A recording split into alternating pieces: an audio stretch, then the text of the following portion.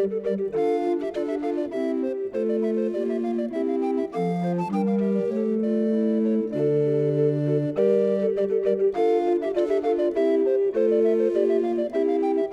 I'm Peter Adamson, and you're listening to the History of Philosophy podcast, brought to you with the support of the Philosophy Department at King's College London and the LMU in Munich, online at historyofphilosophy.net. Today's episode, I Too Can Ask Questions, Protestant Scholasticism. As we saw last time, Calvin was no scholastic philosopher. Unlike Luther, he studied law, not theology, and his major work, The Institutes, contains in its many pages a scant 10 references to Aristotle. And like Luther, he was tireless in carping at the time-wasting pedantries of the scholastics. So the prospects for a Calvinist or Reformation version of scholasticism look dim. Indeed, the scholar Richard A. Miller has observed that some modern-day Protestants would consider this to be an unpleasant theological oxymoron. To be Protestant and scholastic at the same time was to be a living contradiction.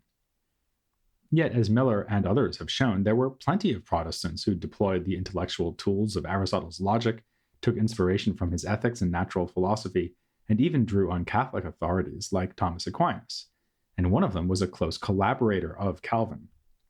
His name was Theodore Beza, and he was the first rector of the Academy at Geneva.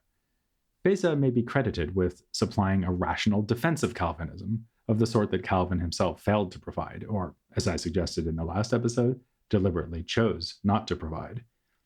Beza outlived Calvin by more than 4 decades, dying only in 1605. His longevity and position as an educator gave him ample opportunity to put his stamp on the intellectual life of Geneva and the Calvinist movement more generally. A Catholic critic went so far as to say that Beza was like a pope to the Calvinists, not meant as a compliment and not likely to be received as one, but still a testimony to his importance.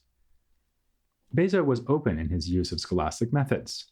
He said, for instance, that he would not be importing the newfangled ideas of the Paris thinker Peter Ramos when they swept across Europe, but would instead stick religiously, if you'll pardon the expression, to Aristotle.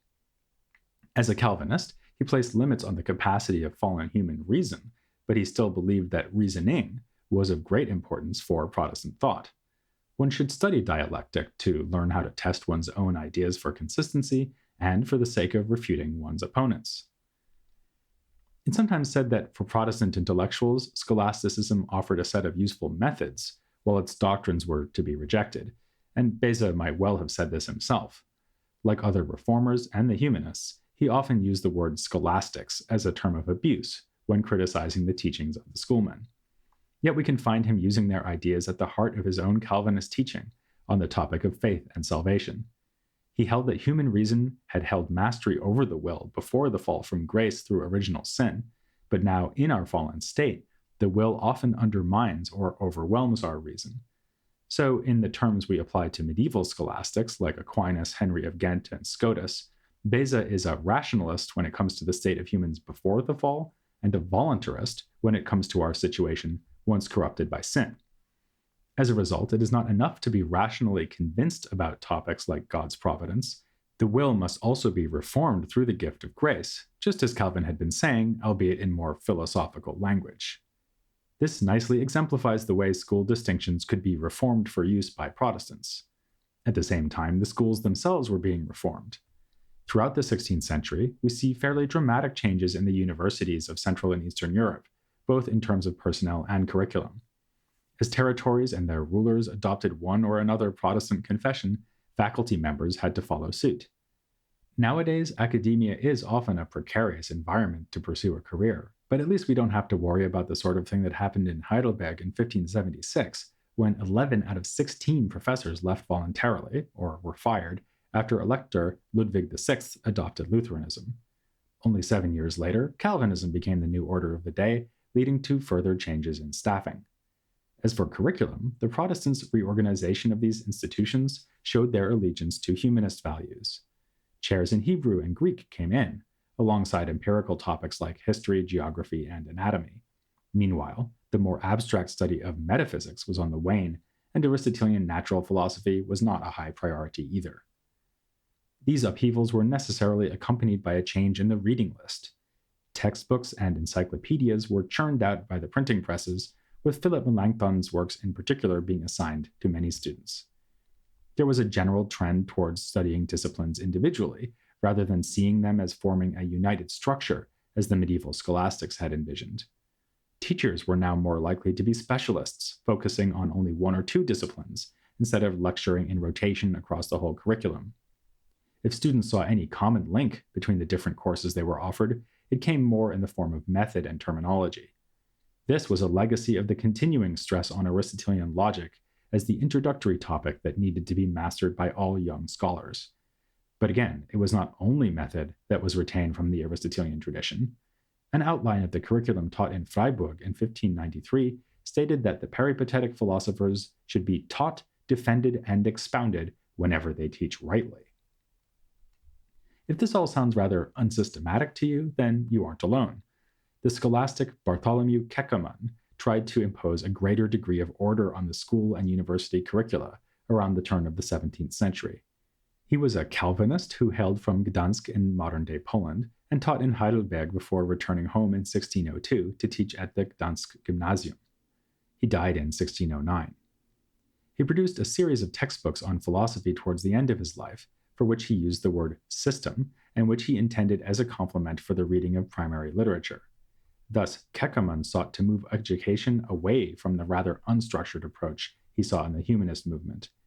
Here he would have had in mind the presentation of individual commonplaces for each discipline that had been promoted by Erasmus and Melanchthon. Keckermann was firmly convinced that such a well-structured presentation of the rational sciences could be of support to true religion. He wrote that philosophy is of the highest utility and greatest necessity to the study of theology, both for establishing Protestant doctrine and for defending that doctrine against critics. He also had to fend off critics of philosophy like Daniel Hoffmann, who argued that a genuinely Christian university would have no place for it. Against Hoffmann and other anti-rationalists, Keckermann insisted that philosophy is a form of wisdom bestowed upon humankind as a gift from God. It is impossible that philosophical truth and religious truth come into conflict, something that Keckermann characteristically proved using syllogistic arguments like this one. What is one and simple is not multiplied, truth is one and simple, therefore truth is not multiplied and divided, that is, into rival truths of theology and philosophy. So apparent conflicts between philosophy and faith are just that, only apparent.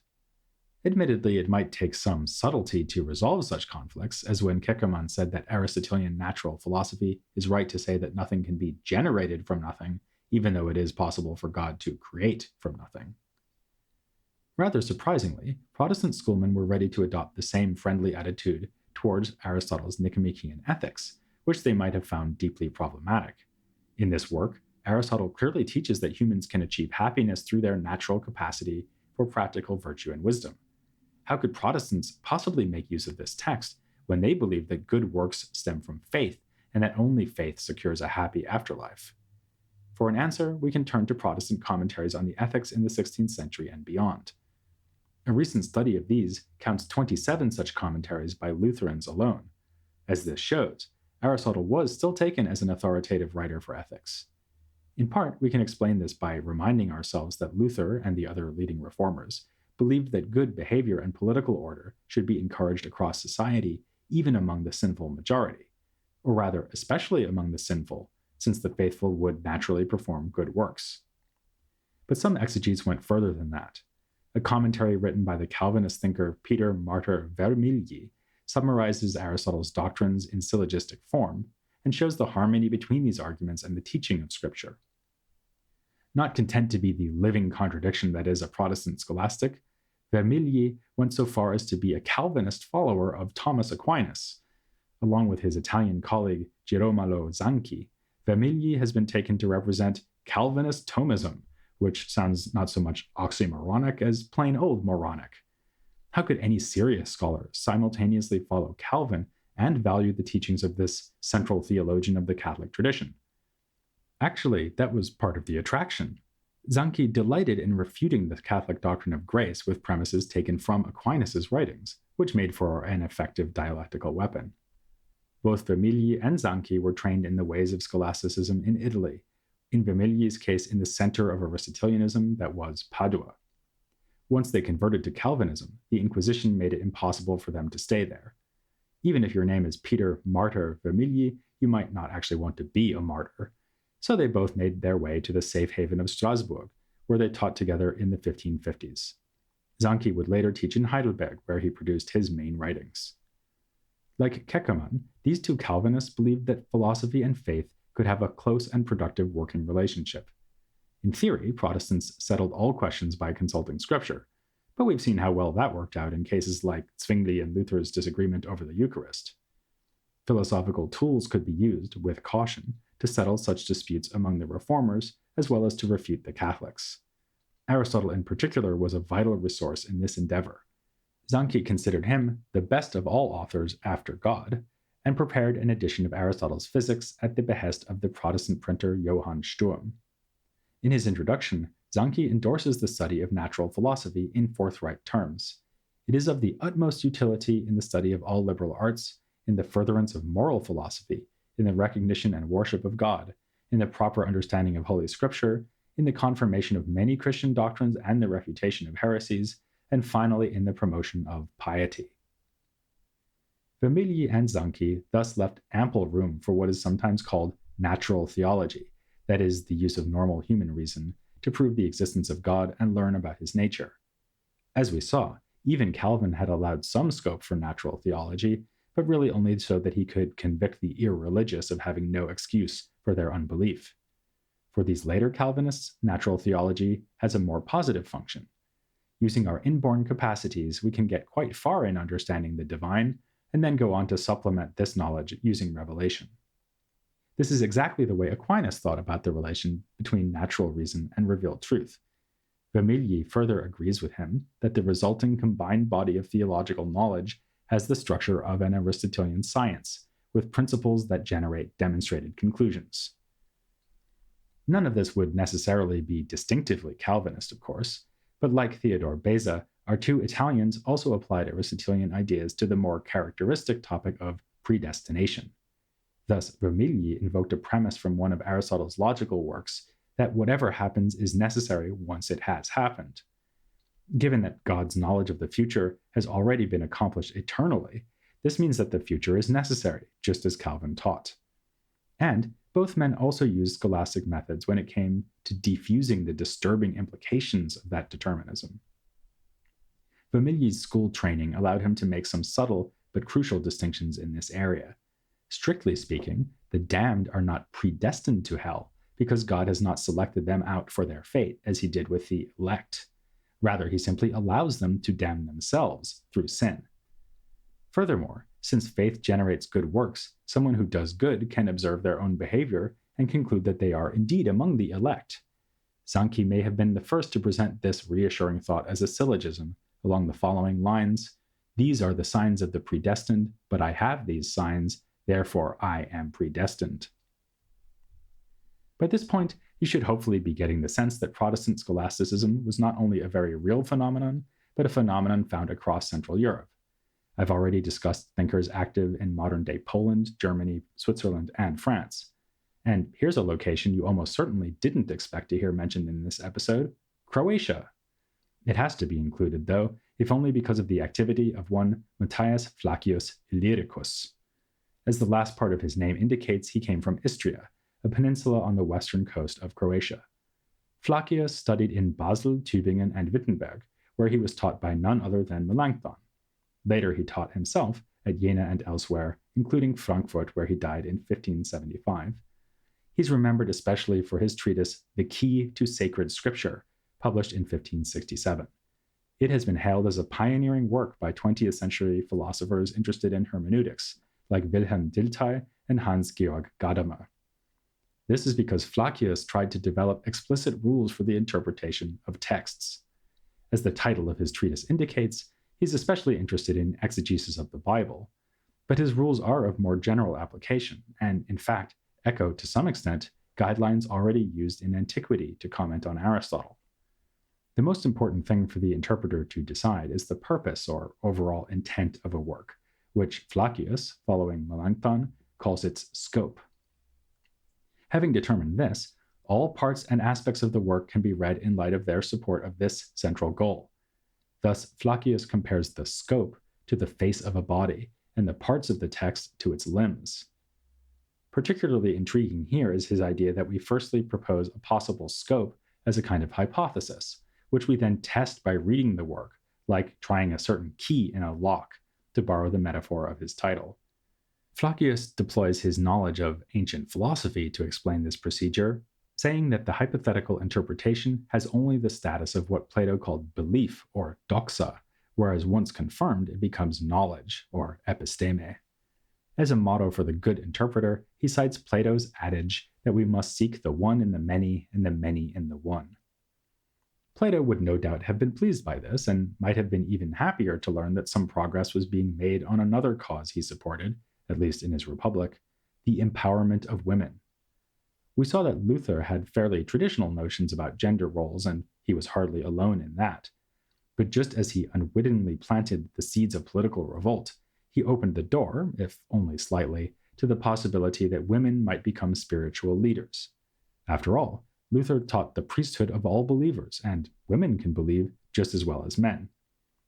More or less this very point was made by Marie Dantier, a remarkable woman who preached the cause of reform in Strasbourg and Switzerland.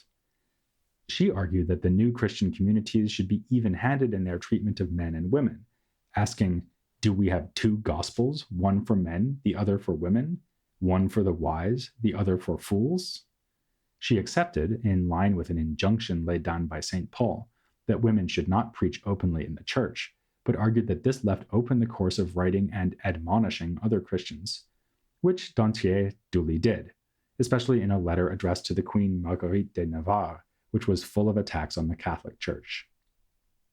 Protestant printers were happy to disseminate such material, though the man who printed Dantier's letter was arrested for his trouble and might have been less happy at that stage. But the point is confirmed by the equally sensational case of Argula von Grumbach, who tried to intervene directly in the scholastic world we've been discussing in this episode. She was incensed at the treatment of a man named Arcasius Seehofer, who was put on trial for his reformist beliefs. So in 1523, she wrote a letter to the University of Ingolstadt, remonstrating with the theologians for persecuting Seehofer. She sarcastically told them that a disputation is easily won when one argues with force, not scripture. As far as I can see, that means that the hangman is accounted the most learned. In all, Argula's campaign involved writing 7 letters to schoolmen and princes, which were collected and printed as a pamphlet that was put out in no fewer than 17 editions. We know that she also wrote to leading reformers like Luther and Melanchthon, though these are lost.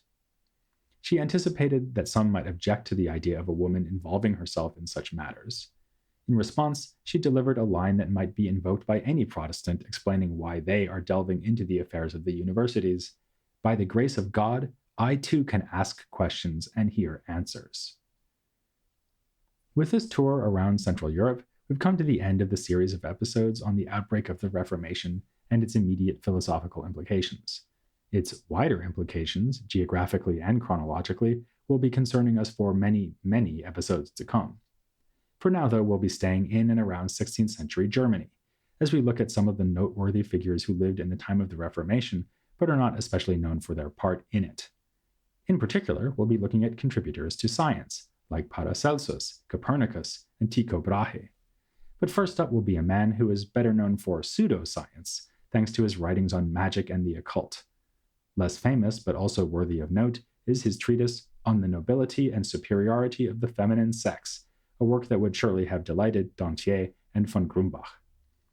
Let us turn then from Argula to the salad days of early modern science, as we leaf the Reformation for now and address the work of Heinrich Cornelius Agrippa von Nettesheim, here on The History of Philosophy Without Any Gaps.